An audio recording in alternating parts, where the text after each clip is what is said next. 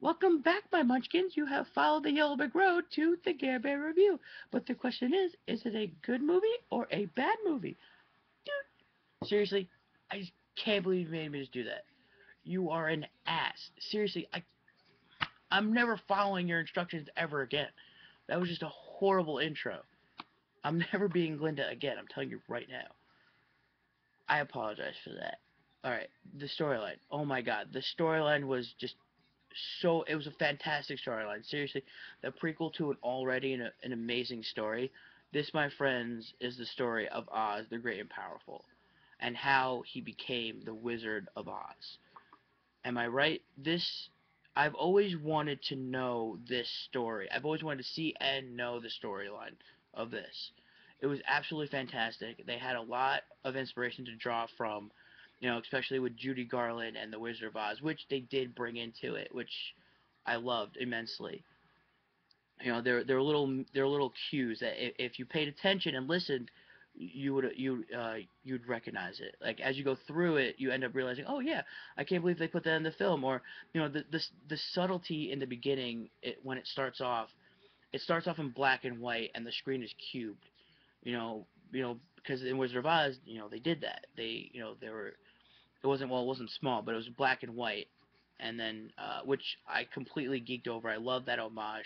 And then later, when he's in Oz, it expands and goes into Technicolor. I mean, come on, everything is better in Technicolor. I mean, what is it? Going back to the beginning, you see his ex-girlfriend dressed in Dorothy type clothing, with like the red and the white, the little farm girl outfit that she wears. It's a slight hint to who she might be, which you then find out, which is just genius. Because at, as she keeps going, she mentions along the line that she's getting married to a man whose last name is Gale, which is just pure, absolute brilliance. If you've ever watched The Wizard of Oz or the recreation of it on Sci-Fi, the series Tin Man, these pieces fit so well together. It will mind blow you. It it completely brought me into it. Got me so interested into this movie, and it got me straight forward into it. The word the name Gale is synonymous with Wizard of Oz because Dorothy's last name is Gale. If you've ever watched the stuff I just mentioned, and or even know the story, her last name is Gale, and it completely puts like those pieces together, which I it was probably the best thing I've ever seen in this film. I loved every second of the little cues from The Wizard of Oz. I loved it. And when the another one of the homages, like in The Wizard of Oz, people in Dorothy's life are there with her as a different character in Oz. Where in this version, or in this prequel, Oz or Oscar, his encounters are Oz characters as well when he goes to Oz, when he goes to when he gets there. It was absolutely incredible, and when you have a fantastic casting of Mr. James frickin' Franco, I mean, who doesn't love Franco? He is just awesome. He basically plays himself in this film. He is the perfect con man. Like he was snarky, he was funny. His zingers were on the mark. He he didn't miss a beat really, if I could say that. And then you had Mila Kunis, Rachel Weisz, and Michelle Williams, who were absolutely stunning in this film. I mean, and you also had Zach Braff, who he hasn't really done anything other than being the Cottonelle dog, being the spokesperson for that. But there were so many great actors in this film that I don't want to spoil their entrances because it will, like, one of my favorite storylines in one of my favorite shows, Doctor Who. No spoilers, okay? I do not want to spoil anything, so I'm not gonna go past Zach Braff on the casting here, because I want you guys to be surprised when you figure out who else is in this film, because it blew my mind on who actually physically signed the contracts for this film. All were very spectacular perspective roles, although the everyone needs to work on the crying because anytime there was crying, it kind of sucked. It was really bad. I mean, it was just so bad. I can't even, I'm so bad. It was just really, I can't even speak right now because it was just so bad. Horrible acting on everyone's part if they had to cry. But nonetheless, though, everything seemed fluid and on key. Though that was the only thing really. But here's where I get pissed off. The amount of confusion in this film was so intense. It was so hard to follow at some points throughout the whole entire film, to like possibly maybe the middle. You don't even realize who the hell the Wicked Witch of the West is, or basically the Wicked Witch, unless you either read ahead or IMDb'd it.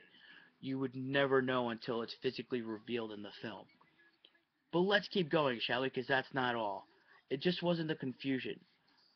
But the thing is that it's not a dream. We all know the Wizard of Oz story. Dorothy gets dragged in a tornado to Oz. You think it's the same, but apparently it's a dream in the end. Where all her family and friends were actually, the characters in Oz. And here, it's the same deal. Oz gets taken over, and he goes to Oz, but there is no recollection of it being a dream. You're left thinking that it's real life, which is fine. I get that, and maybe wanted to give the kids something to think about, like, oh, you know what, it's Oz. Maybe I want to go there someday. It just took me out of the element because it's not going to tie in really with the Wizard of Oz, which maybe that's what they wanted. I don't know per se. But the way, if you're going to make a prequel and you're going to pass yourself off as a prequel to an already amazing film, you need to have a part where it will link into the Wizard of Oz, not just completely cut it off. It didn't even mention. It completely took out the parts that from the Broadway smash hit Wicked. There was no references whatsoever to it, which is okay. I get that because you can't really have Wizard of Oz and Wicked together. I mean, even though it technically is together, which again I say it's probably not a fair prequel to Wizard of Oz. It's probably just a story. Um, but don't get me wrong though, I wholeheartedly love this film from beginning to end. It was absolutely fantastic. The writing was spectacular. It makes a good impression on the younglings. Keep in mind, keeping that in mind, it is PG-13. So when bringing those younglings here to this film, there are again some frightening scenes and some innuendos that won't probably register with them, and you may need to, make sure you're okay with that as well as they are. And I can't leave without saying something about the special effects. The visual effects here were absolutely stunning. I mean, there was so much awesomeness to even list. There was absolutely no pixelation, no distortion whatsoever. Everything looked amazing. I can't say this enough. I loved every micro bit of the visual effects. Whatever program they used needs to be used for all films that use CGI, which is, in retrospect, which is pretty much all. Seriously, I highly recommend this film. For all to view. You will fall in love with the great and powerful and the almighty Oz. Uh, well, you already know the drill. So come on, people, hit right here to subscribe to my channel. If you like my videos, and show them, share them, through Facebook and Twitter. Make sure you use the Gare Bear hashtag, the Gare Bear review right here. You can also hit me up at the Gare Bear on Twitter and on Instagram, right here. I think somewhere. Hold on, I got it. Um, like butter. So also stay tuned and keep watching my minions of the movie world, because my next review will be 21 and over, the party movie. So stay tuned, guys.